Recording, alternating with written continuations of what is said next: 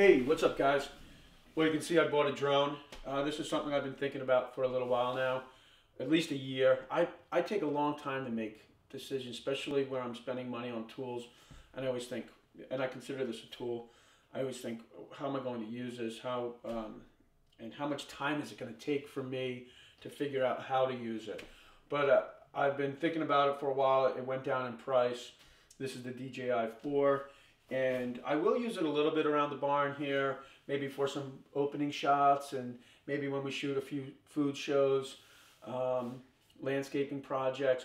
But the main reason why I bought this is, as you know, I'm connected to the art business, and I work with a lot of artists who are older now.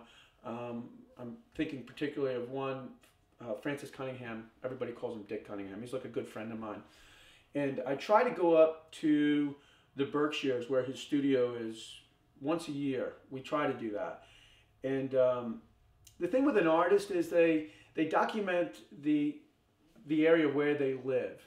So Cunningham has lived in New York City and the Berkshires for the past 50, 60 years. And because of that, he's always painting the landscape around him and the things that create the life around him. And so the idea of getting some drone shots in the apple orchard and around his barn.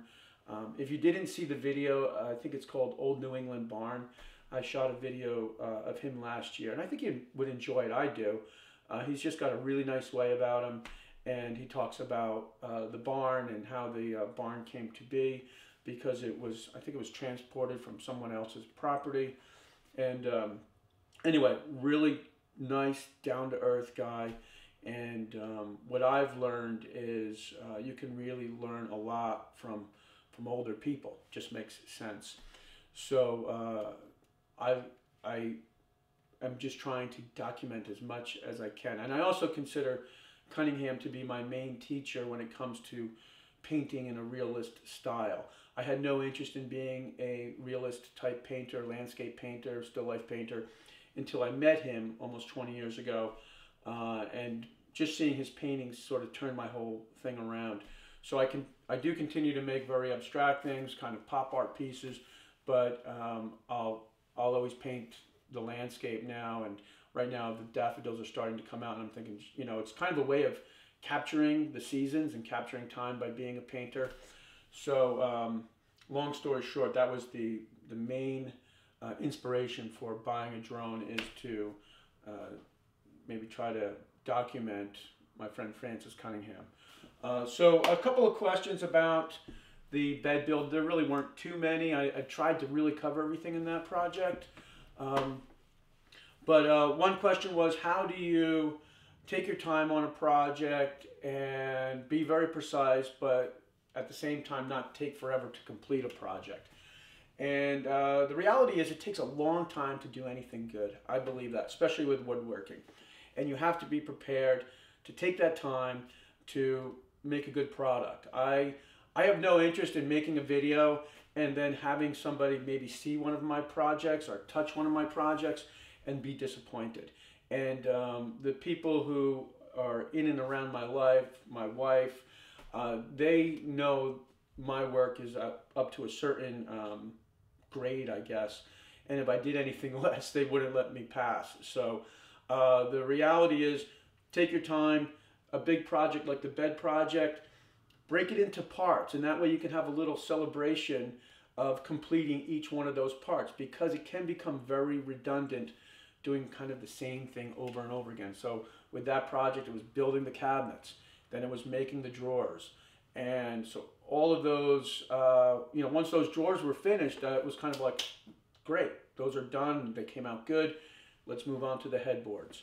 So just break it down and be prepared to take as long as it takes to do a good project. Painted finish.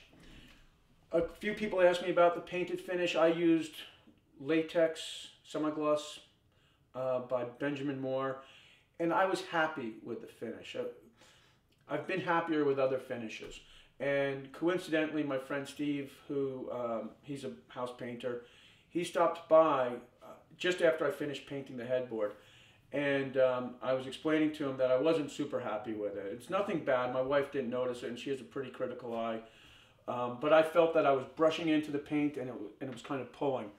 So he talked to me about an additive for latex paints, and I'm going to try to make a video about that soon, because my next big project, the TV lift cabinet, will also be painted, and I'm going to use a brush, and I'm hoping to learn a few things and then pass them on to you guys. But essentially, I think Steve was saying, a few shots of this additive into a latex paint, and your latex paint will lay down and work more like an oil paint. So more to come about that. Does the mattress move around because I didn't frame it with anything? It doesn't move at all. I did put those little strips of walnut to kind of cradle the mattress, and no problems. The mattress totally stays put. And I guess that's really about it. If you guys have any questions, because I haven't gotten any questions from you guys yet, so if you have any questions on projects, the barn, what I'm doing, art, technology, which is definitely not my strong point, just ask away and I'll be happy to cover them in one of these vlogs. So I hope you guys have a great weekend, and I'll see you soon.